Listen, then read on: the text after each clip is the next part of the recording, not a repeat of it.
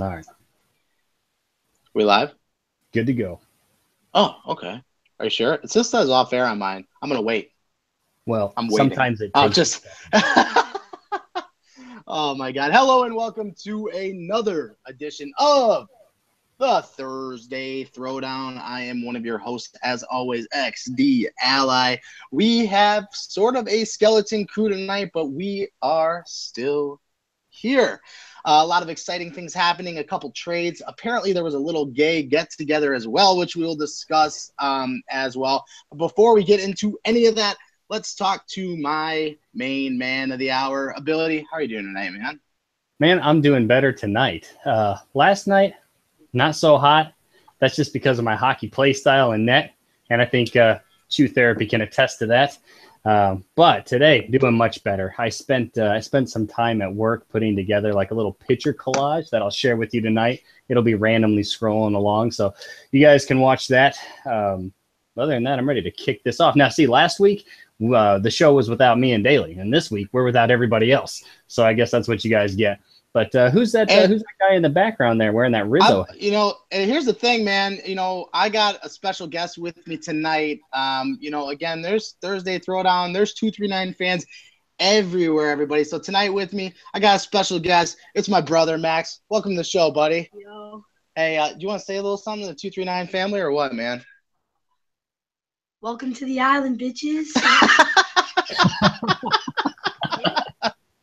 Yeah. So just so you know, everybody, man, we got 239 guys everywhere. Welcome to the island. It runs in the family. We got a future D-man over here as well, and a diehard Cubs fan to boot. We have a Dell's trip to attend to tomorrow, so sleeping at the parentals tonight. So, but here we are, Thursday Throwdown. Oh my God, that kissing. I know you've been putting it together all day, so it's good. I saw Mark's face, agent, on. It was fantastic too, so that doesn't go unnoticed. But we're gonna jump into it, man. We got some stuff going on. Standings are really close. We'll get to that a little bit later. The big thing, though, there was a 239 get together, and it took place in PA, somewhere in Pennsylvania. And it was Esoteric, Rev Hellcat, I Soldier Up, Pale Poner, Captain Funbag, just kidding, Yambag, all got together. Dear God, that's fantastic. Jesus. But they all got together, man, and had a real nice night out from what it seems. That's part of the reason that Pale Poner is not here tonight. He was apparently having issues with his stomach and or lack thereof sleep. So we will not be seeing Pale Poner tonight. But, man, what do you hey, given the ability, or given the opportunity, should I say, how do you feel about these meetups, man? I personally think they're awesome. But what do you think about getting members of the 239 family together for basically a drunk fest is what I hear?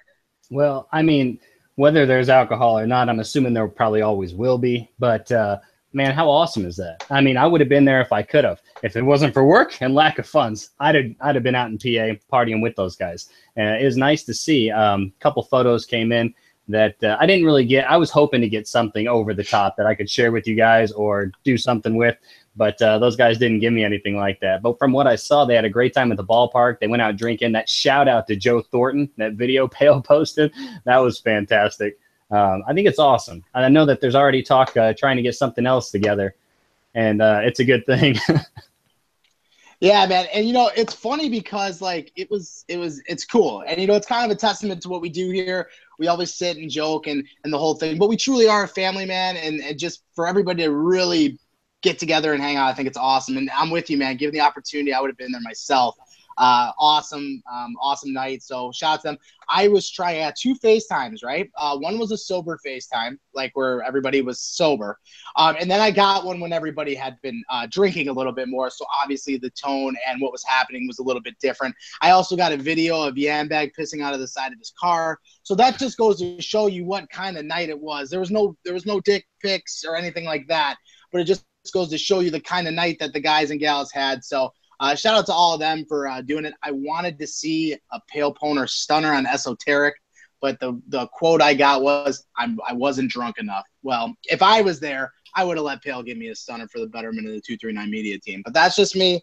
But fantastic. Is that Pacino? Pacino! Wait, are these actual pictures of Pacino? It's little me. That's 100% Pacino. Listen, that's little me. I'm going to say something so you can see. Yeah. Yep, that's little Daly right there. My son is like a carbon copy of me, like as a young child. That's so funny. The AC kissy face. Listen, guys, I want to tell you something. You are never safe if you start posting selfies and pictures in the captain chat, in the media chat. You're not safe ever, because Ability has this ability. Dare I say? Oh my God, it's Mick Swagger. All right, we got to move along, man. We got to move along here. So, one trade at the deadline. It was a really quiet trade deadline, and I think there's a reason for it. We'll kind of go over that. Rip Dimitri. But the reason for this, we'll go over the trade first. So, Sabby, from Winners Coming, a first-place team, and we've seen this in the past, and it's so interesting to me. But you see Sabby getting traded from Winners Coming to Tomahawk's team for Notorious Figo, who has literally had the worst availability I've ever seen, in an even swap trade. A couple things. With the mindset that Figo was only going to be able to play one more series for him. Excuse me. So I understand that. I get where he's coming from, and I understand why he made the move. So who can play every series. And here's the thing. Winners Coming has kind of established himself in a real nice spot. Hey, Ability, you want to send AC an invite and potentially Shock an invite? I think they're ready to go. So with that being said, they're in a situation right now where Tomahawk's got to make the playoffs. Winners Coming is set kind of in that top 6 right now. That's starting to really come to fruition. It looks pretty solid. So I get what Tomahawk's saying. I get where he's coming from. But the rumor mill that I have is that Figo is going to have open availability, or a better availability. And now all of a sudden you have Brick City and Figo playing back up at forward with C-Dub, who they do have chemistry with. C-Do and Pale on the back end with Shotgun and Netman. That team really, really scares me. But with that being said, who do you think ultimately wins the trade here? Because Pale is basically going to have to start A. Thompson now 3 of his last 4 series because Figo isn't available. So what do you think? Do you think the trade is ultimately fair, or you not necessarily agree with it? Well, I don't like the trade. I don't think there is one other captain, not one single captain, except, well, maybe one other one, that would have made that trade. And it's not because of the scheduling, and it's not because of the chase for the playoffs. This is a bad trade, in my opinion. I don't think that it should have been had by Tomahawk. And I know Tomahawk's been in the chat today, and he's like, look, every time I do something, all you guys do, stick it to me, rip me apart. And I get that, man. I don't, look, I'm not a captain, right? So you guys got much harder shoes to fill than I do. But I think that giving Pale back another piece of a championship team that he had last season is foolish, absolutely foolish. And that's not to take anything away from Sabby. I mean, the talent of the player on both sides here is equal. They're going to fill in on both the new teams properly, and everything's going to go to plan, right? I just think that in Pale's case, because there's so much chemistry already established between Brick City and Figo, that is just foolish. It shouldn't have happened, and I think that is really you might be looking at a repeat. I mean, that's how I feel about it. So it's scary, man. Yeah, and the thing is that we've seen the chemistry between Figo and Brick. We've seen what they can do. Now, they're on a slide. The Winners Coming is on a slide. I'm going to be honest with you. I think that trade, with how it works out, they do not finish in the top 2. That trade, that is a downgrade right now because Figo can only play one of the next 4 series. So in my eyes, that's a downgrade.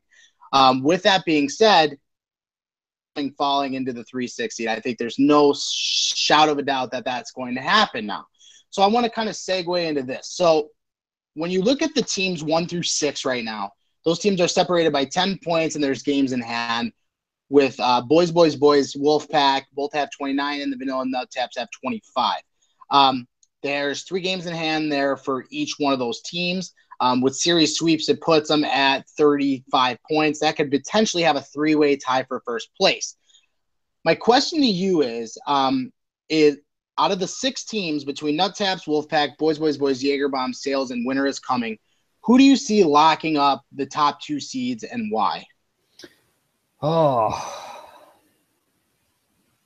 Well, it's almost not a fair question because it's such a toss-up right now. It really is. Yeah, it's really tight. I think it's all opinion here, man. I think that even without Figo, I think that Winter is Coming probably has the game to maybe even hold down the top spot. I mean, come on and challenge him. I want to see what you guys got. Because, look, I've played against Black Sails. I wanted to play against your team, but that didn't happen yet. I've seen your team play. I've seen your team play enough, though. I think that you guys are fighting for one of those top 2 positions. But then again, nobody predicted that the Jaeger Bombs are going to be sitting as high as they are and have been. So I don't judge people based off one series. One bad series doesn't really make or break you, right? So it's possible that they could jump back into one of those top 2 spots. I don't know if I have a definitive answer for you here. I want to root for your team because I think you have one of the best squads in the league, but I think Pale does too. And so that would be my pick as of right now, and it might swap. You guys might jump to 1. They might take the 2nd spot. Then again, I mean, how am I going to sit here and underestimate D-Mart? That dude's a genius on the ice, and his squad in general, with Joe Thornton in the back, that team is a championship caliber team. So I don't know, man. That's a tough one. But I would say if I had to pick 3 as of this very moment, 1, 2, 3, I would probably take it somewhere in the order of Boys, Winter is Coming, Black Sails, maybe in that order. I don't know. It's tough. I'm going to go a different route. So here's I'm basing this off of strength of schedule. Now, and listen, Boys has the easiest schedule the rest of the way out. This isn't because it's my team. I'm just telling you how it is. Boys plays the 8 seed, the 9 seed, the 10 seed, and the 12 seed. Those are their last 4 series. So when you look at that, they're coming out at 16 or 14, 6, and 1, and they've played all the top teams. Their top teams, they've played all that. So they have, I guess, an easier schedule the rest of the way out. So when I look at that, that's why I shift to Boys finishing with the top seed or at least one of the top 2 seeds, just based on strength of schedule. I think all 6 of these teams play really good defense. I think Boys is 38 goals allowed in 21 games. That's less than 2 goals a game they're giving up. Okay, that's insane. So you have that, but all the other teams are very, very close. The Nut Taps have 46 goals against. All these teams are very, very good defensively. And then you look at a team like the Black Sails was 107 goals. I mean, that's insane. That's a lot of goals, okay? They played Boys. It didn't work out. My point in saying this is this. The 1 and 2 seed, in my opinion, is so important in this season because the 7-8 draw is going to be a lot different than playing the 6-5-4-3 draw. So to me, it's not a bye. You're not getting a free series. I'm not saying that. I'm not saying the 7-8 teams are shit or anything like that. I'm just saying that 3 to 6 can beat each other on any given day. 3 can beat 6. Nut Taps can beat Jaegers. Jaegers can beat Nut Taps. It is so fucking close that I want no part of that. I want no part of it. So my guys already know, guys, we need, not that we weren't before, but 1, 2 is the goal because you do not, your first round matchup could be a conference final caliber matchup. Your semis matchup could be a potential cup matchup. And you're only playing the second round. Like, I don't want any part of it. So with that being said, I think that, and I said last year, the parity in the league was probably the best I've ever seen. This year has probably 6 of the strongest teams that I've ever seen. I'm a believer in the Wolfpack now, who again, they've gotten shit on by me. Okay, I admit that. But they've proven some shit to me. B-Crips is a monster. The defense has been good. They weren't great in the Black Sails series. They didn't win that series. But they showed me a little something because they beat who did they beat without Luka? The Wolf was it Wolf? No, they beat Winter is Coming without Luka for 2 games. So they beat the number 1 team in the league, a team who beat Boys, without their best player. So that says a little something to me. Maybe Sniper's turning the corner. So I'm a believer in the Jaeger Bombs. I think the Vanilla Nut Taps could surprise you here, and I'm going to tell you why. I played that team. They're probably the second best defensive team in my opinion, and I could see them sneaking into the 2 seed. I think Winter is Coming falls out. I think Black Sails still has some tough games on the slate. I think that Nut Taps have some easier schedule on the slate. I would not be surprised to see Boys 1 and Vanilla Nut Taps 2, and that's not even because Esso is my love child. What do you think about everything that I just said? I think that that's the most asinine shit I've ever heard. Holy cow. I mean, if there was ever like rubbing of the scrotum that you just gave Esoteric and the Vanilla Nut Taps, that was it right there, man. Okay, I don't agree with that. I don't care how the schedule pans out. And that is basically just me being biased because Chew Therapy ripped me up in a party the other day and I got butthurt over it. So, no, man, the Nut Taps, they've got a good team. They're holding up 25 points. I want to throw this back at you, though, because you kind of hit the nail on the head here. If Boys does not take that top spot, what does that say for them moving into the playoffs? I'll be real with you. I'll be real with you. And I've done this before. This is not something new. I've done this on air before. We need to be better offensively. There is no reason, I mean this, that you should give up 5 goals in a series. We gave 5 goals to the Wolfpack. 5. In 3 games, we gave up 5 goals, and we lost. Never should happen. Never should happen. This is to Thamps, to Rome, to Dolly, to Odd. To me, we need to be better offensively. That's it. We literally cannot play better defense than that. You can't. You just cannot do it and lose a series. So this is not to take anything away from the Wolfpack because they played a hell of a series. We lost 2 games on 2 wrap goals that, you know what, we live, we learn, and we move on from that. We played a hell of a series defensively. But you're right, man. We need to look ourselves in the mirror. And I think it starts with our offense. Our offense was clicking for the first couple weeks, and it has not been good. So I'm calling my guys out, man. We need to be better offensively. We need to move the puck faster. We need to create space. We're much better when we work as a unit than when we work solo. And simple. If anybody's ever been in a party with me, I preach it. Simple, simple, simple. I think that the teams who play a simple game and move the puck and are fast are the teams that always end up being good. So now, real quick here. Yeah. What I want to know, what is it? Is it that the Nut Taps have a fairly easy schedule to finish out this season also? Is that why you're taking them to finish in the second spot? Yes and no. Now, here's the thing. I'm basing it off of 2 things. I think they have an easier schedule. I think their only tough series that they have left is Black Sails. I think they have Black Sails, and then they play like the Raw Doggers. They have some easier games. You'd have to look at it, but I do think they have an easier schedule. But with that being said, I just like the way they play. Now, Murph is a player that's very dynamic, and going up against him, he's a pain in the ass. I can tell you firsthand. He's a pain in the ass to play against. Esoteric and Marty are carbon copies of one another, and so they play so well together. It's very like Sedin-like. Daniel Sedin, Henrik Sedin. It's very Sedin-like, okay? And then you take a look at the back, and Joe Thornton's been a rock back there. Or I'm sorry, not Joe Thornton. Moose has been a rock back there. Now they got Peaceful Bob, who's probably one of the more steady guys in the league, and they have Dirac as a backup who can play literally anywhere, and Chew Therapy has been a fucking monster in net. So when you take into account all those variables and all those moving parts, that's ultimately why I have that team.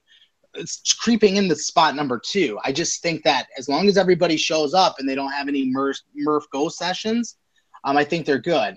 And I think realistically 3 makes sense, but I would not be surprised to see them grab the 2 seed.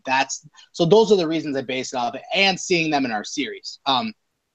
That we could have lost that series. That could be 3 series losses in a row for boys. But we were able to win that one and come out with it. But I really like the Nut Taps team. Again, Jaeger bombs. Let's talk about them. Okay, let's talk about the bombs really quick, and then I want to get down to the back half because the top 6, man, is so close. But I want to touch on the bombs really quick, man. They played against the Sails. Now, listen, again, I'm a believer in this team. I'm saying it now. They proved something to me.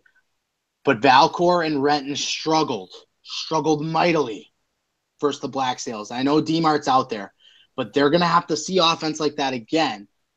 Are you kind of sold on the bombs again? I'm a believer now. Dunn's getting his due, man. Those guys are playing really, really good puck. Do you think that the Bombs are a legitimate top 3 team in this league? Well, every series is every series. I don't know exactly who they have left to play. I mean, this is a tough one to judge because the top 3 teams, no, I really don't. I don't think they can hold on to it. And you know how frustrating this is because every time I look at one stat, I see another stat that says the exact opposite. B-Cribs plays phenomenal in net. How many games can that guy steal?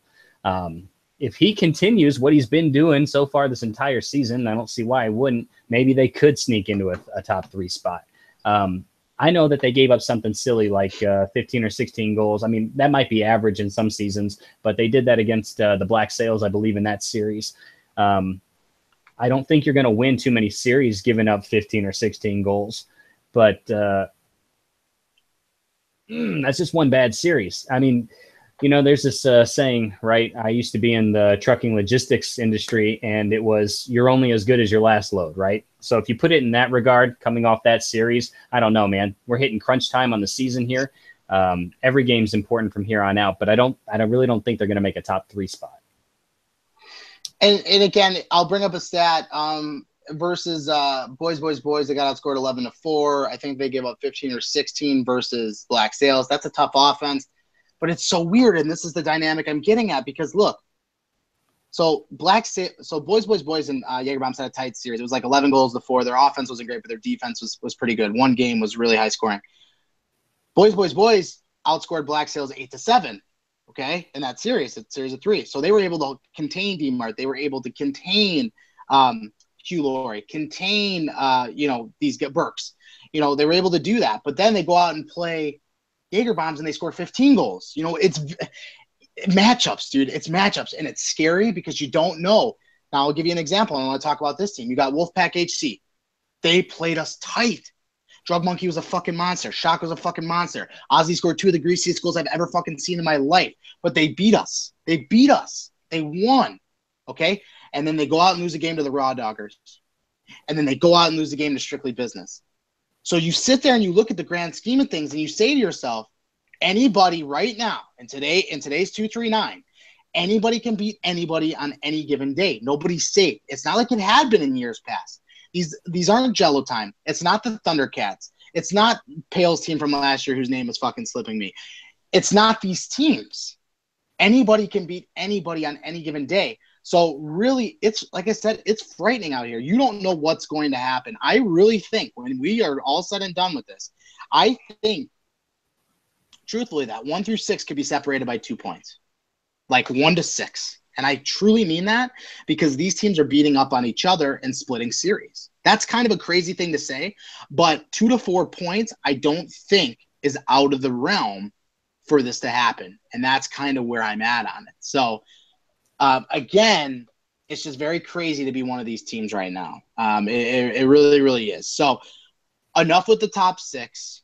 Hey, we got some guys who want to get in. Did you see my email or my G-chat? No. I'm going to try and get Shock's G-chat really quick, but I think AC was trying to get in, and then I'm going to send Shock so we can get him in, because I know he wants to comment on our series. I will send you the email really quick. We're just going to take that. Hey, when you guys want to get on the show, it's easier if you send me your email so that we can get you in. Hold on one sec. Sorry, I hate that air more than anything. There you go, DC. But we're going to get it out. All right, cool. And then I'm going to give you this one. All right. So while we're doing that, I'm posting this in the Throwdown thread. We're going to move on to the bottom half of the league. Not the bottom half, but 7 and down, because here's something that's really interesting that's going on with these teams. You have the Dead Presidents, who are sitting in 7th with 24 points. And that seems comfortable. That seems good. There's one problem. There are so many fucking game in hands on the bottom half of this shit. Now, if you look at 1 through 6, everyone's played at least 21 games. We're talking the difference of 3 games, 6 points, whatever. That works out. As you go down, Dead Presidents have 24 games. Then you have Strictly Business with 18, ODS with 15, Tap It In with 15, Church of Yam with 21. There's games in hand all over the place here, man. And that's another thing that is fucking – it's absolutely terrifying to me, because you're sitting here and you're looking at it. Oh, look who it is. Welcome to the show, Cameron. How you doing? Hello. Welcome, man. We appreciate you popping on. Nice to have you on the board, matey. Hey. Yeah, I love what Ability's doing with the thing. And, he does a really good – look at my porn stash. You know what's funny, man? Oh, yeah. I wasn't even mad. I wasn't even mad when I lost the bet, because it actually looked decent. It wasn't terrible. I don't know I don't know if you really meant the words you just said because it didn't stay on your face very long. Listen, dude, my facial hair grows back so fast. I knew when I made the bet it was a non-issue. The beard will be back next week, boys. Cam, you're coming in.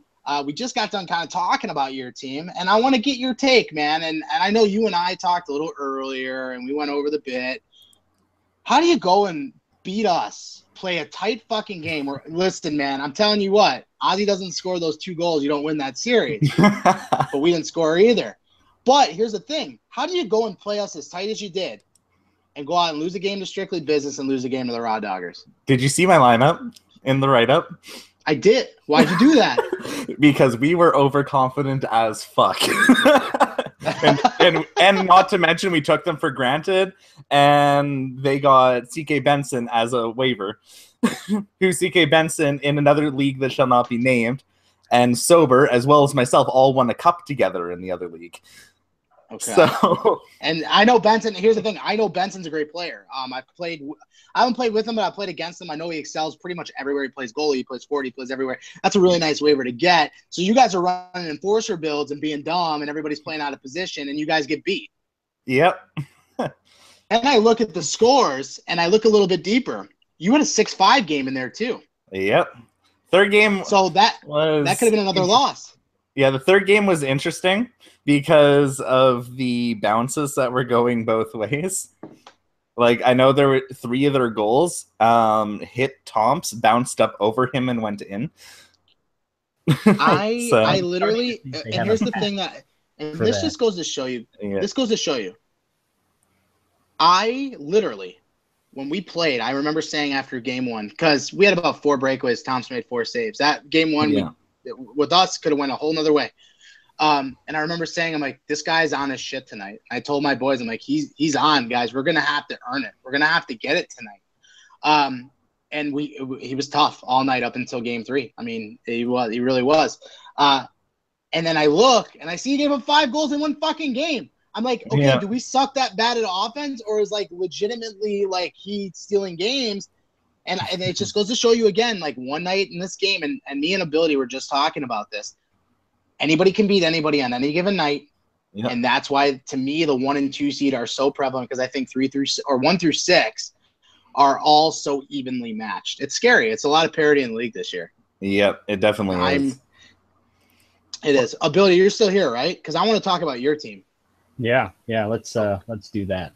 Well, I said I wasn't going to bring this up, so I'm not going to bring it up. We're going to move past it, okay? But I do want to talk about this. So Tappeton's got 15 games on the slate. I mean, they got more than half their season left. So right now, sitting at 12 points, they're 6 out of a playoff spot with 3 in hand. So that's a playoff sweep, or a series sweep. The only thing stopping that from being a reality is the Old Dad Specials have 15 games as well, but they do carry 4 points over the Just Tapeton. When I look at the lineups and I look at the rosters, I really like Tapeton's roster. Okay, I'm going to tell you why. Front, who has openly been on forum and saying he has to be better. And I agree, he has to be better. Now, being better doesn't mean trying to do everything. There's other ways to be better. And I think that he sometimes thinks that he has to do too much. He should use his ability to create space to set some of his other guys up. He has Cosmic Fade, who's another guy who can create space and set guys up. Jelly has to fucking show up, so you can't miss for minor league baseball games. But the back end, I really think, is strong. Dicko actually surprises me on right D. He looked great in our series, our 2 periods that we played. Again, I wasn't going to say it, but it got kind of happened. And Spud is solid on lefty, and you're solid in net. I really think that you guys could sneak at the 8th spot here. Do you feel confident with your team and how it's set up to really get into the playoffs right now? Confident at the position that we're in currently. Not confident, hopeful. I think that I don't like to place blame on anybody.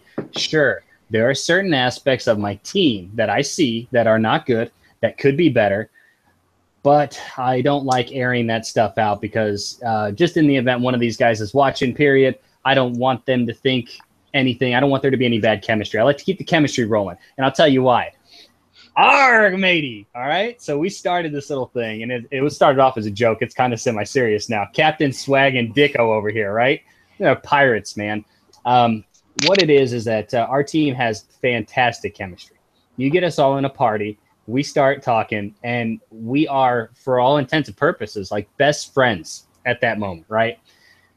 That is irreplaceable. So I'm not, win or lose, I'm having a great time on this team. I'm taking a lot of the blame right here because these guys on my team, they've been extremely nice to me, right? If I let in some shit goal or something happens, they don't want to point a finger at me. They're always making excuses as to why it went in.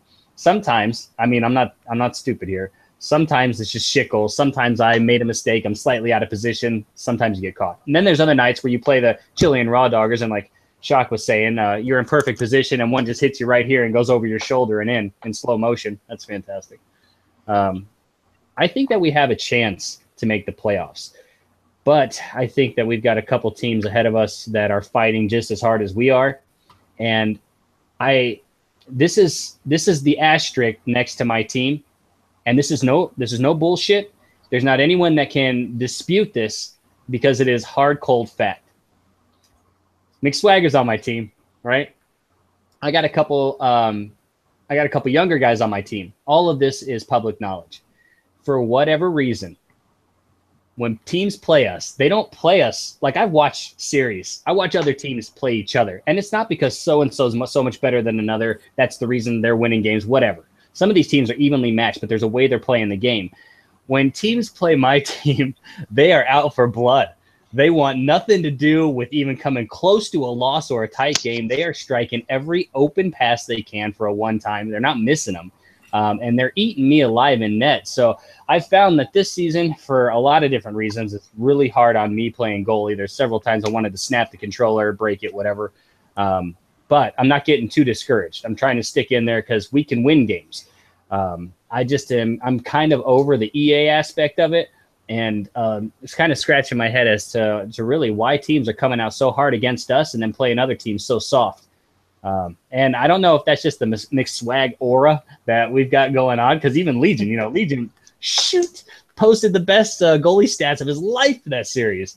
Funny stuff, man. I don't know if we've actually got the luck required to make the playoffs this season, but we're gonna fight for it. Well, I like what you guys have coming up. I mean, you gotta finish, our series as well.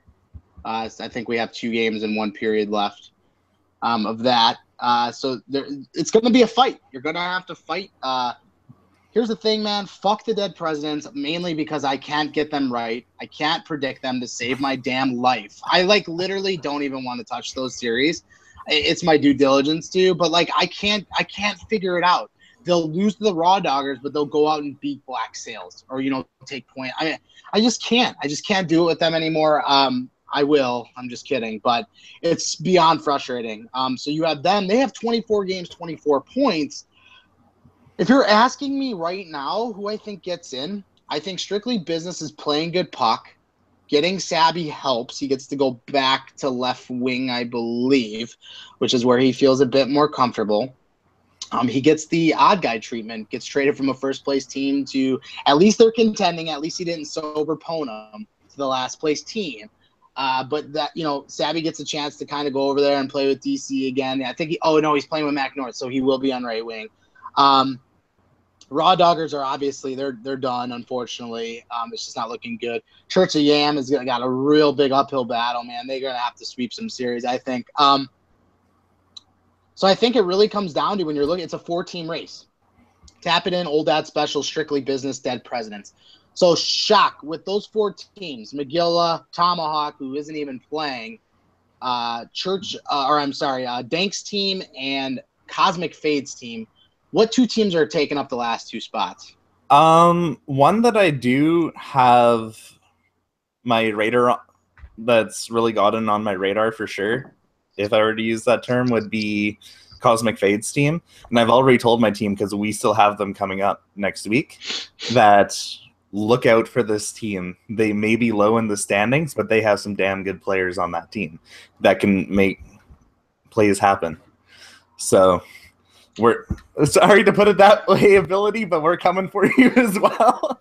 And I mean, and that's it's not the just what McSwagger thing. It's McSwagger, Cosmic, and I believe it's OP Jelly. Jelly, yeah, Up front. Jelly. Just looking at the points alone, they all have even points, which means they are moving the puck around and they are feeding off of each other. So, especially me as a defenseman, and Daly knows this as well, you definitely have to watch for that. So. Yeah, I mean, it is. It's something that you take note of. It's something that you look for. When I see a team with a player who has a lot of the points, take Black Sails, for instance. And by the way, can we say something really quick? And this isn't me being biased. Yeah. I'm looking into the camera for sure right now. If there's any question or doubt in anybody's fucking mind who the number one consensus pick should be every single season, it's Daniel Martin. And it's not close. It's not close, guys. I'm not saying it to be a dick. I'm not saying it because he's my gay bromance. I'm saying it because it's true. He legitimately is a guy who changes a game. When D-Mart is on the ice, you notice. You notice. You have to. His point differential is a lot different from Hugh Laurie because Hugh missed some series, okay? But when you look down the list and Burks wasn't there the whole time, I think Dan's got like 25 more points than the next closest guy on his team. But the one thing he does is he creates offense. He's not always scoring the goals, but he is creating offense for others, and he's giving people a chance to succeed. No offense to Brick City. I've seen Brick's game. He's changed it a little bit. He is definitely more inclined to the defensive aspects of the game. Brick City is still a top 3 guy in my book. But to think that there's any dispute as to who the number one pick should be, it's D-Mart, and it's going to be D-Mart 10 out of 10 times for me. That's him getting his due. He's having a phenomenal season. With that said, I'm going to predict the 7-8 seeds, even though I know it's not right because McGill's team's in these 4, so I know I'm going to be fucking wrong no matter what I say. But right now, strictly business, the internet thing worries me. But Mac North is playing really good puck lately, and that's big. DC, to me, is one of the better two-way players. He doesn't get enough credit. Again, not a guy who's going to overzealous offensively, but he does what he needs to do, and he plays a real good two-way game.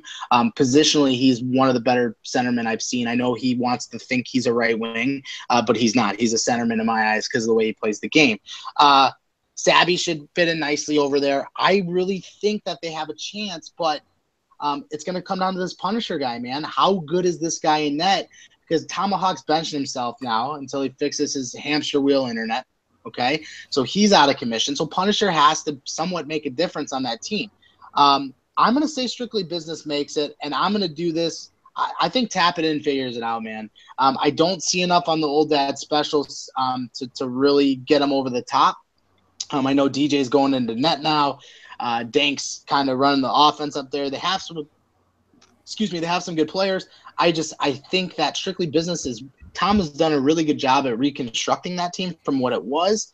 And I think that McSwagger and Cosmic are going to figure it out. Those are good players. I hope it's not versus me and my team, but I really think they're going to figure it out. So I've got strictly business and Tap It In. I think these games in hand are really going to come into play. Ability. What do you I'll just ask what you think about, I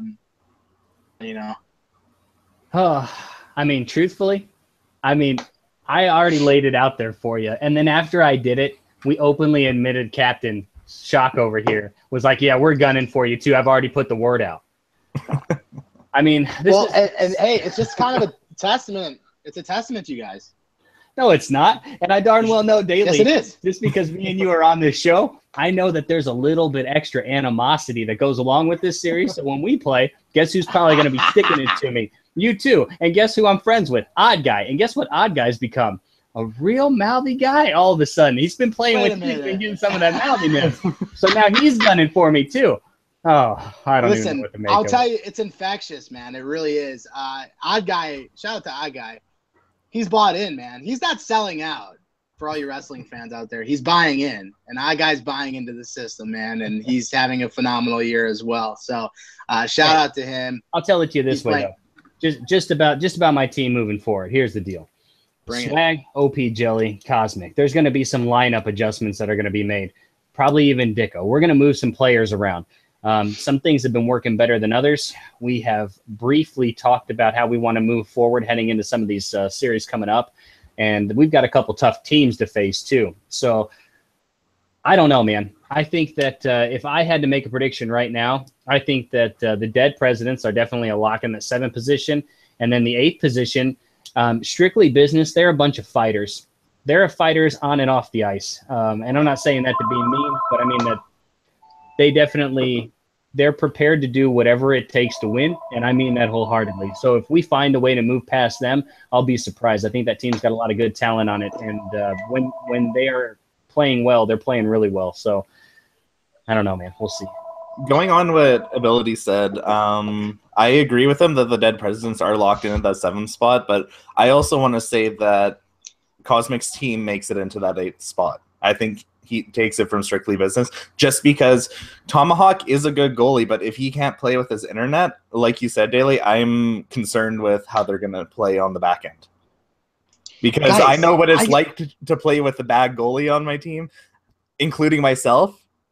That puts a lot of work on the defense from previous seasons. You can make any goalie look good if you have good defense, but it's those goalies that can make themselves look good that will make the difference, and Tomahawk can do that. But if he can't play, I have Cosmic's team going up into that 8th spot.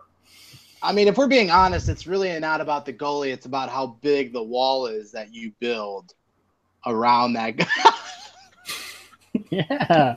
If you can't see him, he's giving the finger right now. It was funny you can even say that to me because I even played goalie for a week while Drug was away. So. That happened as well, and if I remember correctly, you could not wait for him to get back. Yeah. I sent you multiple messages saying thank God. Yeah, he's like, Drug, you're never allowed to leave again. So, but yeah, man, I'm guys. I think we're underestimating the games in hand thing, okay? Dead Presidents have played 24 games. 24 games. You guys have 9 games behind them and only 12 points. Like, I know, okay, if you go 6-3, which is doable because you guys are good enough to do that. I'm talking to you, Ability. 6-3 is not out of the realm. If you go 2-1 in every series, just win the next 3 series, you've caught the Dead Presidents. Dead Presidents are not a lock. They are not a lock in my eyes. I think that they have a lot of growing pains. I think the addition of Kayla is nice. Apparently, she played center and was dummying Hugh Laurie in the face-off circle. That is what an inside source is telling me. I have not looked at the stats, but apparently Human Laurie was getting absolutely fucking drummed in the face-off dot. So that's a thing. Not a lock, man. Old Dad Specials also kind of control their own fate right now with 15 games. They also have they don't even have to. They basically have to play 500 hockey to catch the Dead Presidents. 500 hockey. That's whatever. You don't even have to win all your games. Just play 50%. Win 50% of your games, and you're in a playoff spot. So again, I think both of those teams controlling their own fate is huge. I think the Dead Presidents are one of the shakiest teams in the league. McGilla, I'm so fucking sorry. You know I love you, and I know this is going to bite me in the ass. I'm closing my eyes, look you in, because I'm picturing you staring at me right now and wanting to punch me with your big old mamba fist. So I'm just closing my eyes, pretending like you don't see me. But here's the thing, like, that's the reality of it, is that I think these games in hand are going to play. And you know what? Our series ability is being rescheduled for literally that last Thursday, I believe, of the month, of the season, that August 10th series. So that is literally going to be the last fucking day. That could be huge for the standings, man. So, man, isn't that excellent that I get to go against you and Odd Guy and Ro? Hey, did I mention that we've given up less than 2 goals a game, but we still lose. So it's a thing, guys. Really, anybody can beat anybody on any given day. The only reason that I don't have the Old Dad Specials on my radar is because I have inside sources that says there's a lot of drama going on that team, and it isn't like the Flanny situation where he feeds off the drama. I've heard that as well, and I've heard it. A lot of it directed at said captain.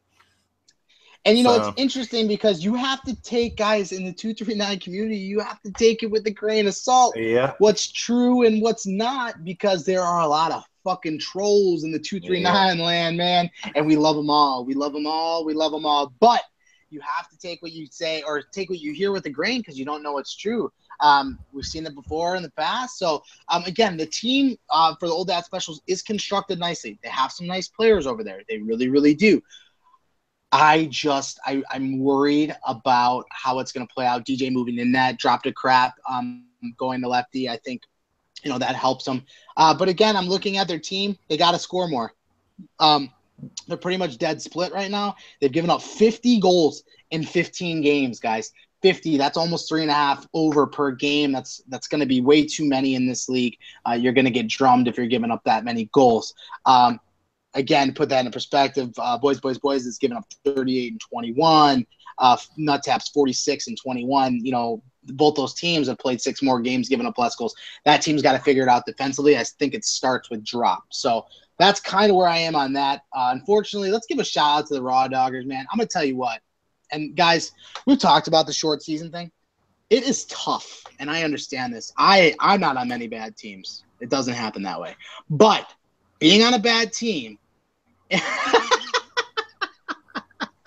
I feel like there's something laughing over there. But being on a bad team, it sucks, and sometimes it's rough, and you're just trying to get through. I know the Raw Doggers are sitting there fighting, man. I threw the stat out last week how many 1- and 2-goal games they've lost. That shit sucks.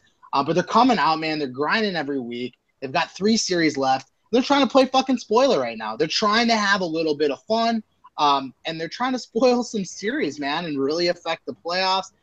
Church of Yam is, I don't want to say dark horse because, man, they got to sweep the next 2 series to be legit in this thing. They got to sweep. And it's tough. They do have some easy games coming up or easier games coming up, but I just think there's so much camaraderie there with Dom and Yambag, and I don't know what to fucking make of it. What do you think, Shaq? Like, this is so un-Yambag-like to go out, trade guys for, basically from what my sources are telling me, he went out and got guys that Dominator Silva wanted to play with, and excuse me, it's not working. What do you think about that? A captain going out and saying, all right, man, who do you want to play with, making some trades, maybe losing some trades, and it's still not working? What I feel about that is just from captaining in the past, in not just in 239 and other leagues as well, I've learned you get your friends and you play differently. And I have won more seasons and gone further in the playoffs and more seasons drafting people I know that work well together over friends. Because in the end, yeah, it's nice to play with your friends and it's nice to play with the people that you know, but that doesn't always work all the time. And I learned that. And I think it's a good point, man. Like, it's so tough, right? Because you have 6 roster spots. And every time I captain, I say to myself, fuck, like, I got to build a team with 6 guys. And I'm sitting there thinking to myself, like, I have a lot of friends. I have a lot of fucking friends in this league. And if I pass on Moose, which, I do that. Or if I pass on Shoot Therapy, or if I pass on this guy, if you pass on your friends, at the end of the day, nobody saw me taking King Rome at my first pick. Everyone expected me to take one of my friends. But when you do this, that's the thing. It's you got to draft the team that's going to work for you. And sometimes passing on your friends is a thing. But here's the beauty of 239, guys. You get to play with new people every season. You get to make new friends. And then all of a sudden, you're playing with different guys every night. And I think that's the joy of what we do here. Short seasons. We basically have 5 or 6 seasons every year. We got off to a late jump with NHL 17, but I anticipate every game doing 6 seasons. Not other leagues can say that. So if you're on a bad team for 27 games, you do your time, man. The turnover's quick, and you move on to the next one. But Shock makes a good point. I think meeting new people in the league is why I really enjoy this format. I get to play with different guys from, developing a bromance with Odd Guy. Who would have saw that fucking coming, right? Having Legion, being on Legion's fucking team. Like, these are things that you don't get in other leagues, man. I think it's really, really great, So what do you think, Ability, man? I hear the rumor is, man, and this is just the mill, like, you're throwing your hat in there for captain in season 5. Is that like an actual thing, or is that fake news? Wrong. No, that's absolutely true. And I have to throw my hat in the ring. There's just I've seen so much shit happen this year when it comes to trades, when it comes to my Cosmic, when it comes to Cosmic. I would love to be a captain one time. I'm going to try it one time, maybe 2 times if first time goes like Pale's first time, yeah? But Shock, I want to ask Shock too. So Ability, you're in, right? Oh, Is yeah. that what I'm hearing? You're in. Oh, okay, yeah. cool. I mean, again, I know some people who know some people, so I just want to, get a little gauge, right? And see if that's Shocker. I want to know, man. You're an OG. You've captained every season. Are you coming back for another after this? I hope to. That's okay. Especially after this season. Yeah, and you're having a good run, man. I know I'm so happy, dude. I'm so happy, honestly, no joke, that you're having such a great season, because I know I see you in the forums, or I see you in the chats, and I see you in the emails, and I see you every single season. You do your stats on time, and you do all that stuff that I love in a captain. And honestly, like I said, I think that is great for the league. I can tell you guys right now, Odette will be back for season 5 in the captain role as well, because I plan on winning the belt this year. That's always the goal. And you got to defend it, right? That's the rule, right? You got to defend the belt. But again, I think that this league starts with good captains. I think we have a really good crew, and I love that people are getting excited to do it. Again, I think our format is really cool. You say, yeah, I'd like to captain, and hey, you might find your name on that list. You might be one of the captains. So I wanted to ask you a question heading into next season, because I did catch wind, and it did not go unnoticed in a chat today. I, for one, thought with a 12-man or a 12-team league that 8 playoff positions was appropriate, and I'll tell you why. I don't like the thought of seeds 1 and 2 getting a bye into the quarterfinals or the semifinals, and then one series and they're in the finals. I don't like that. I like more of a traditional playoff style, where at least you have 2 steps to get to the finals. So for that reason, I like it. Plus, the theory here is kind of going along with this season.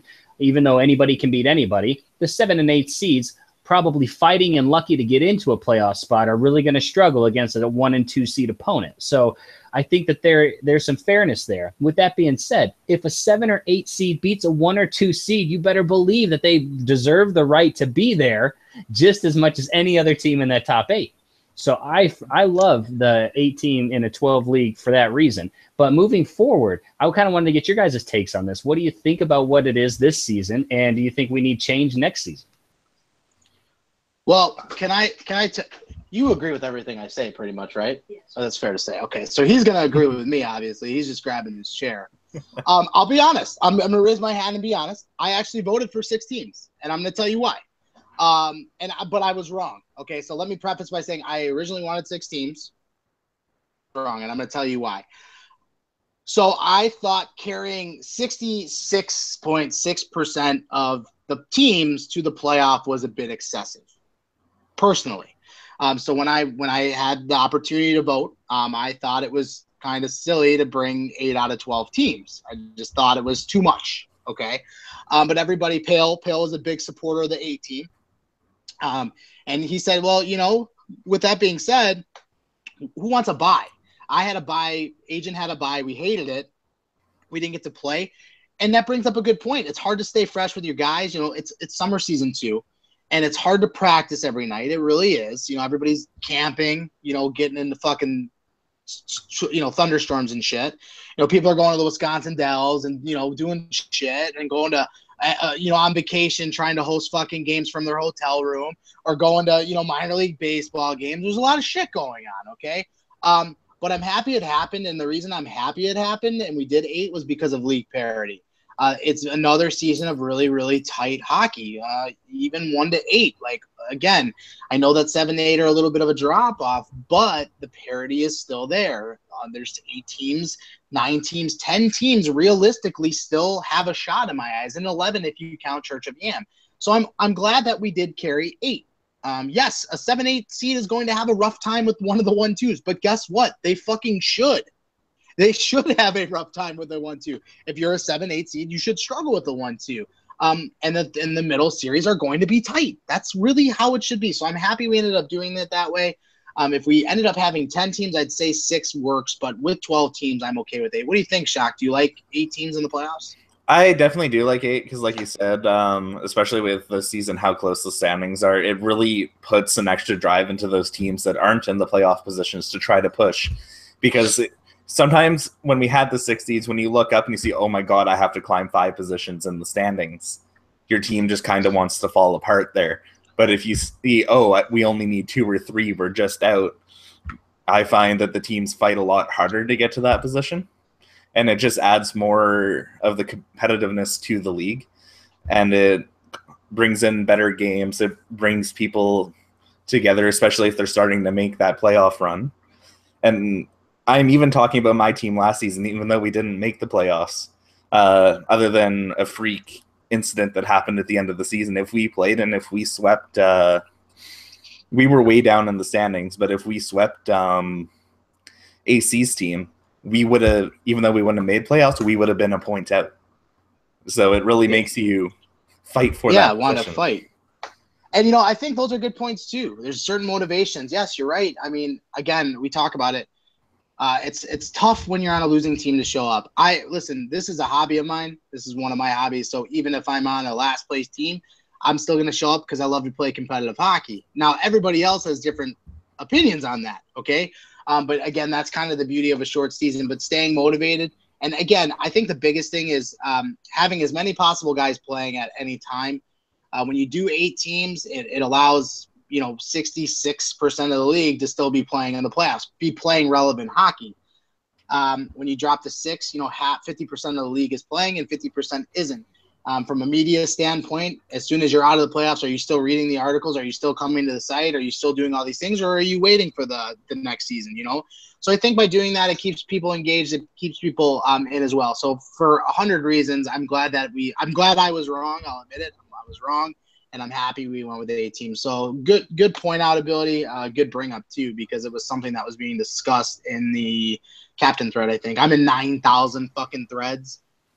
So I don't even know anymore. I just try to figure it all out. But anyways, man, go ahead. Going back to what we were discussing earlier before the standings about teams that we think can make it in, I was just pulling up the stats and I looked, and ability, take this with a grain of salt, and same with the Old Dad Specials. If they want to make the playoffs, they need to get their penalty kills up.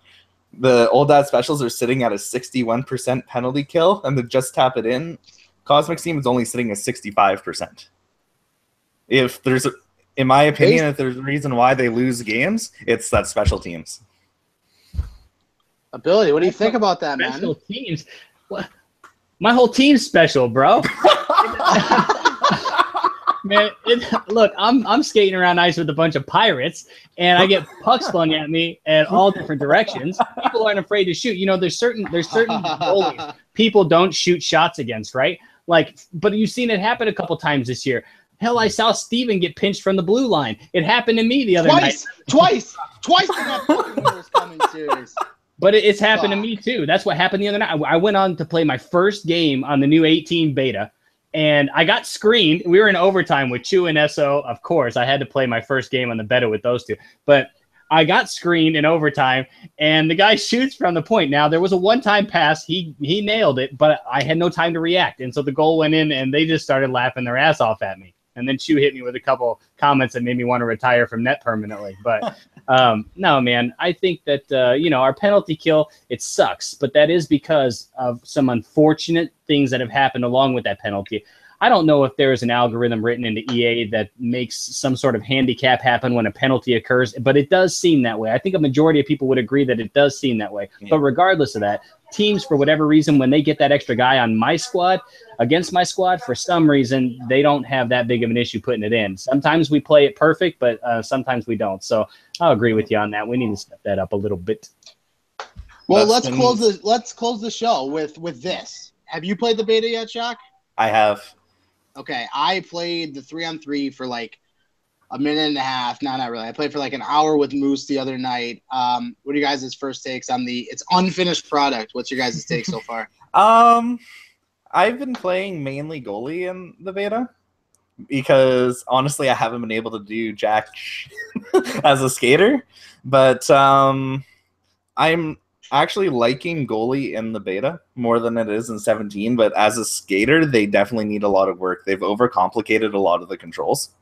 Like, for example, now to chop a puck, you have to, I think it's press the right bumper and click down the right stick and then move it. And Like I saw that too.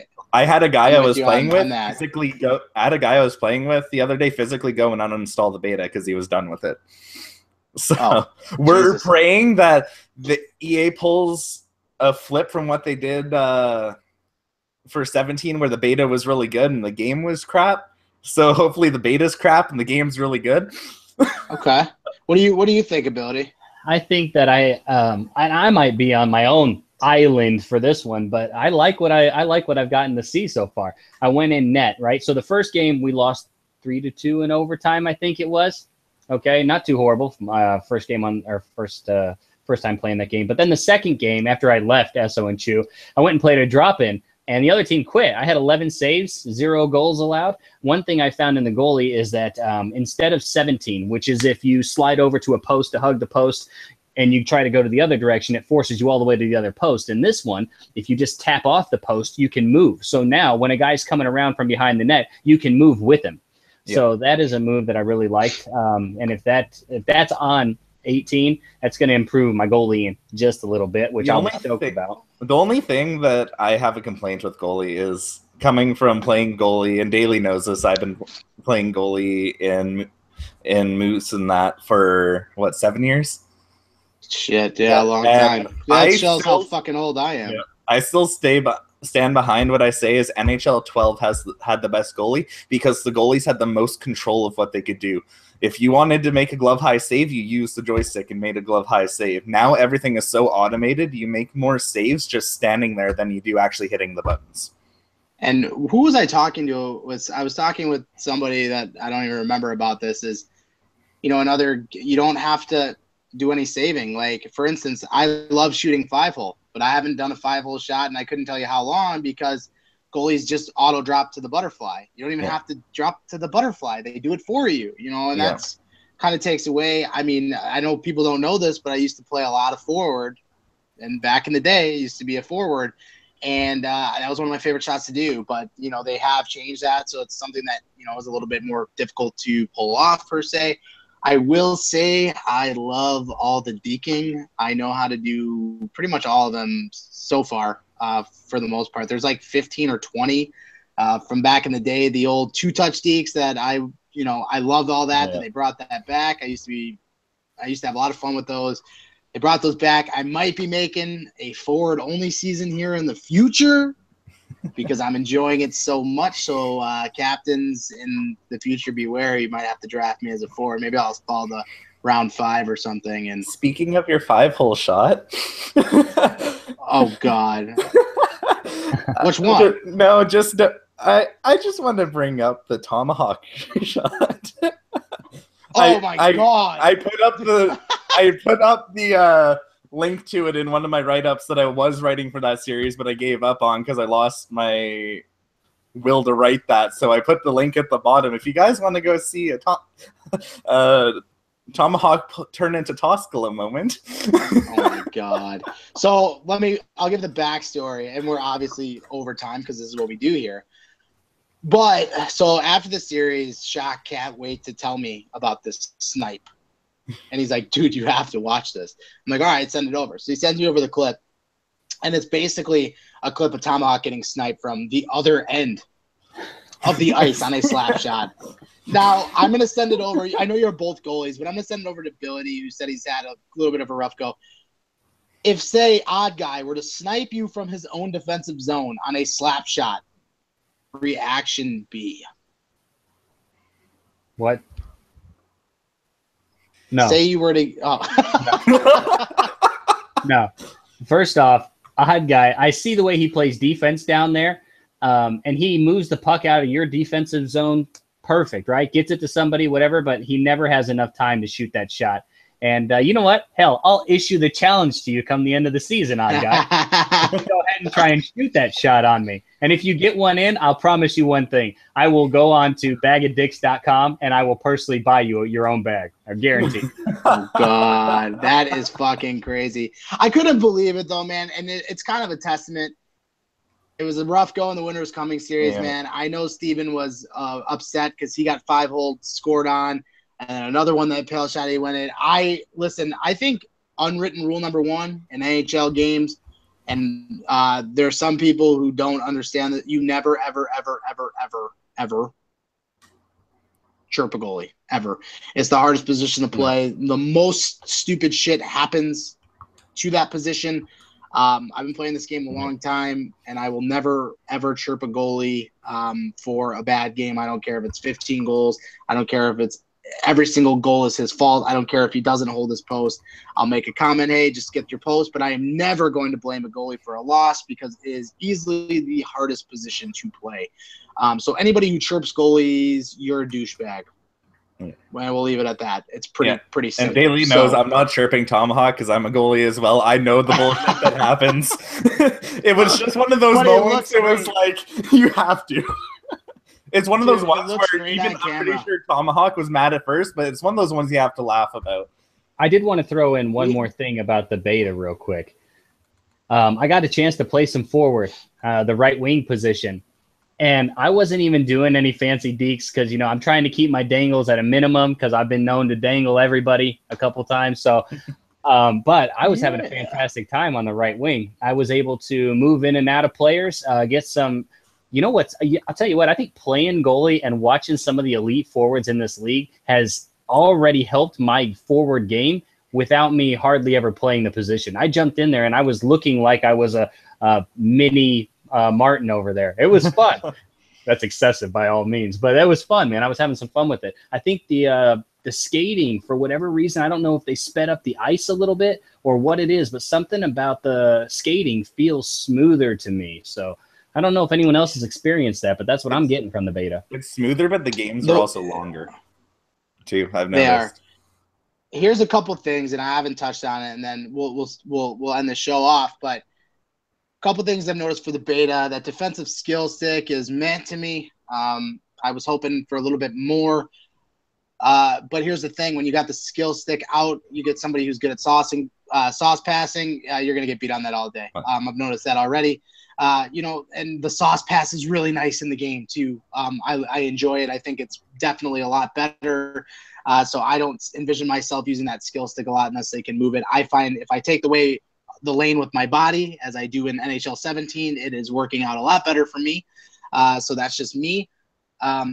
Also, there's some complaining I heard about all these games is poke check, and so I won't give names.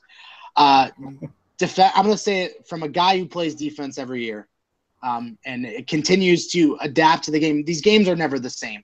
There's always little tweaks. There's always little differences, and most of those differences benefit forwards. So one of the only tools that a defender has is the poke check. So to complain about the one tool, basically, yes, you can hit. But a lot of times when you hit a guy, you hit him, and then you trip over his fucking dead carcass, and you can't move, and you can't pick up the fucking puck, and you can't do anything. That's so frustrating to me. I don't do it. I don't hit, and that's the reason why. It's broke. It's broke. Sure, you got a great hit. Oh, you laid him out, right? But you can't get the puck. You can't fucking move it. No, I'm all set. So I don't think to chirp a D-man for using stick lift and using poke check and having good positioning when you're trying to do the same shit over and over, I just don't envision it being a chirp. It's called adapting to the game and using literally the only tool that EA gives you as a defenseman. You have your positioning and you have your stick. To me, to complain about that is asinine, because every single advantage for forwards is in the game. Every single advantage goes to the forwards, I like that dekes are harder to do. You can't just do a deke by clicking left bumper. Yes, you can, but the dekes these crazy dekes shouldn't be happening. You need more time. I mean, you really do. I think people are going to adapt. I think people are going to learn to do those, and they're going to be dynamic. But I think that's what's going to separate the elite players, and you're going to have these tiers, and they're really going to fall into place. That's all I'll say on the beta. The new game is still, a month away, 2 months away. So we'll see what happens when it comes out. But I like it. I do enjoy it. I think that flat foot is a big thing. If you get yourself out of position as a D-man, you're fucked. So you have to be good positionally. Luckily, that's something that I like to focus on as is. So I noticed that too. The one time I played defense on that beta, I did get I hit somebody, and immediately afterwards was unable. I mean, just completely stone cold in my steps. I couldn't turn around and get to the puck. Yep, and that's the thing, man. It's the biggest thing. You look at NHL 09. and we're at NHL, what, 18? Okay. Yeah. There's a certain evolution of the game. There's an evolution of the game. Look at the players who are good in NHL 09, and the players are still really good in NHL 18. There's a reason. You have to evolve. You have to get better with the game. You can't continue to bitch about the game. The way I played the game in NHL 09 is different than the way I play NHL 17. You have to adapt to be relevant. And if you want to continue to be a good player, you could sit there and complain about it, and you could sit there and bitch about it, or you can adapt and get better. This is going to be a game where you can't just try and dangle dick everyone. They have 1,000 deeks, and those deeks are going to create space. But you're not going to be able to just dangle dick to the net every single time. Like I've seen it happen a million times in this game. So you have to adapt. But for a forward, you heard it right here first. That's why he's always on championship. That's it. Oh. Yeah, it's tough, man. I'm trying to keep cool, but it grinds my gears because every fucking year, from a D-man, a guy who plays fucking D thousands of games every year, man, it's forward this, forward that, advantage this, advantage that, and the Ds and the goalies get literally harpooned. And we're sit there, left having to try to adapt to all the offensive dynamics that are in the game. And we're sitting here with our cocks in our hand trying to figure out, like, shit, I got to stop that stupid deke. Oh, they only have to click one bumper to do a fucking crazy deke now? That's tough. But the good players always seem to make it work. You're never going to hear an old dad bitching about gameplay, baby. Yeah. We're going to get out there. We're going to tear that ass up, and we move on. All right. We're 15 minutes over, but that's just what we do. That's how it is, man. I'm excited. I got the Dells, man, the O-Dog, hashtag the O-Dog. He loves the water. He loves the water parks, man. I'm going to have some pics up on the site. What do you think, Shock? Anything else when we close out the show here? No, just good luck to everyone in the coming week. And if there's any series tonight, good luck to them. And I know a lot of teams, there's been a lot of reschedules, so especially good luck because you guys are going to be busy, including myself next week and the week after. Yeah, and I'd like to say a big shout out to all the players this season so far, because I think that are we approached or are we over? We're over the trade deadline, right? Yeah. Deadline's done yesterday. So, I mean, shout out to everybody that got traded, everybody that got traded multiple times, the changes you've had to make, sticking in there that you've had to deal with. Mass props to all of you. And then to the captains, every captain, including you, Tomahawk.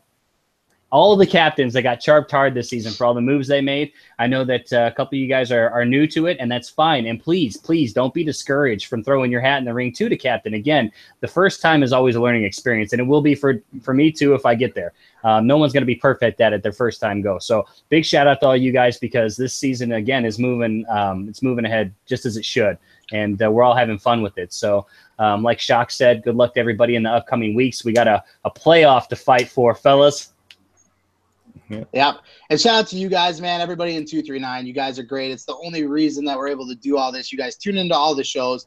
You guys read all my fucking dumb articles that usually aren't right. Without you guys, it wouldn't work. Guys and gals, I should say. We've got so many big things coming up, guys. Like I said, hold on a second. Why is he asking me to call? Or is he trying to get in? You see that or no? No, I don't see it. No. Oh. So with that being said, man, thank you to all of you guys. Again, without you, it doesn't work. Also, make sure you guys tune in tomorrow. A sober elitist, Danny Martin, DMart15, making his debut as a host. He's going to be trying to keep drunk sober in check. I'm sure they'll be playing prominence poker and having a great show. As you guys, DMart is a very quiet guy, but I'm here to tell you guys something. And I've known Dan for literally like 7-8 years. Once he gets going and he's passionate about something, and I'm here to tell you he's passionate about 239, he's passionate about NHL, it's hard to stop him. And there is no filter, guys. There's no filter, and he's going to let you know what he thinks. And it's honestly, if there's an entertaining guy in this league, it's him. He's very quiet, but when he gets going, dude, it's I'm going to be tuning in from the Wilderness Resort at Wisconsin Dells. Tomorrow it's the sober elitist, probably having a cocktail, and that's the plan, man. So with that being said, thank you guys. Oh, sorry, go ahead. Bringing up other shows, I'm going to talk to Pale, and we are going to try to get Primetime 239 set up for the playoffs to start to preview the playoff series and look at specific players. That's going to be great. That's going to be basically you guys are going to be breaking down one series a week. Really in depth though. Like we're talking positional breakdowns, him versus him. These are the statistics, power play this, PK that. You guys are going to really dive in. And the thing that you mentioned to me before prior about trying to get a thing where you can actually, like in the actual sports shows, highlight the person, draw arrows, I found a program to do that. See, and that's cool. So, like you could say like, oh, hey, look, X Daily does the same fucking thing every time he touches the puck, and you could circle him and say, look, he's going to do this route, you know, and then he's going to hit the elbow. I think it's a great thing. I think it's never been done before, and that's the big thing here, guys. We have a media team that is dedicated, and none of us get paid for this. It's just passionate hockey fans who love what we're doing here and are committed to what we're doing here, and it's shows like that come through that are going to be great. Pass the Bleach is starting back up. I know there's been some issues with that. That's supposed to be starting back up on Sunday as well. And my goal, guys, is to have 5 shows for you, 4 to 5 shows for you come season 5. We have a lot of members, different shows. Nothing's going to be the same. And that's kind of the beauty. You know, Sober Elitist is what it is. Thursday Throwdown is basically your sports center. You have 239 Primetime, which is going to be like your ESPN breakdown show. Like, guys, this is game changing. The prediction threads, I had a busy week. I suck ass. I missed 2 days, but I will be back at that next week. I promise. And all for you, lovely. And I still won't be reading them. Yeah, Shock won't read my write-ups because, like, I was wrong on his team twice. No, every time I have read them, I've lost. Yeah, well, you should have read our series then. Maybe we would have won or whatever the case was. But so, yeah, guys, we got big stuff. Remember, the website's coming through. That should be ready to go by NHL 18 with a whole new stat system. I can't even tell you how amazing that's going to be. I saw the site today. It is clicking. It is working. I got to practice in the chat. The chat is lightning quick. You type, hi, guys, and you hit enter, and it's fucking there. It is in there. It is ready to go. I am super, super excited. Again, I just can't wait to get it all. So, and it's all for you guys because you guys are great. Also, Esso fucking told everybody because he's got a big mouth. But I am looking into the guys who do my T-shirts for my I'm just going to say it now. The guys who do my T-shirts for my work might be cutting me a deal. I'm going to do 239 player tees if possible. So what that's going to be, guys, I am going to do special edition shirts. I will probably do 1 or 2 a month. So give or take, let's say I do 239 logo. It'll say ability number 27, and let's say Shock 14 or whatever the fuck your number is. I will debut those shirts for a month. I'll order X amount, and when they sell it, they sell out. Collect them if you can. Get them when you can. I will potentially be doing special requests. It's obviously going to be on a cost. I have to figure out how much it's going to cost and make sure that's efficient. I don't want to, it's got to make sense, right? I'm not going to be charging people crazy amounts for shirts. It has to make sense. But the guys who do my shirts for my work are really good guys, and I think it's something that I can do at a nice cost. So if you guys are interested in, go ahead. There's definitely dibs on a couple player shirts I'd like to have. And with that being said, shout out Joe Thornton. Yeah, Joey Thornton. Well, here's the thing, guys. So I went back and forth, and I said, okay, well, what if I let people do customized tees, right? So let's say ability is like, dude, I want one that says ability 37. I could realistically do that, but it's going to cost, at each shirt at cost. If I do a bulk order, it's probably going to cost me less to do it. So I'm, trying to gauge interest. If people are wanting to do custom shirts and are willing to pay, I could definitely work something like that out. I just want to find out what it's going to be. And at the end of the day, everything's being reinvested back to the site, guys. We're not here to make money. We're just here to make this place fucking great. And that's what it is. We all have jobs. We all have lives. We're not here to try and make money off this. We're here to try and make it fun and have as much fun with it. That's why you see the belt. That's why you potentially see shirts. I think player tees will be cool. I wear player tees all the time. NHL, MLB, everything. I wear them all the time. So I think it'd be kind of cool to have, like, I would wear a D-Mart 15 jersey. I would wear a TSN Toronto 15. I'd wear that. That's just me. Maybe not for everybody, but again, something I'm working on, potentially doing for the future. So what do you guys think about that? Kind of cool? No? Gay? I love that idea. That's fantastic. Yeah. I mean, if you can get the right price for it, man, I'm in. I'm sold. There's a couple people I will pre-order shirts on. And like, that's the thing. I'm going to see what it is. And eventually if they say, hey, listen, we'll do it like this, and we'll print them out, I'll take special orders on them too, that as well. So we'll figure something out. Hopefully it works out, but I'll keep everyone posted on that. With that being said, Dimitri and Ryan's background, fuck, man, the mustache looks good. This is Thursday Throwdown, guys. Thank you all for tuning in. Signing out. Have a good night, guys. We'll see ya. Peace.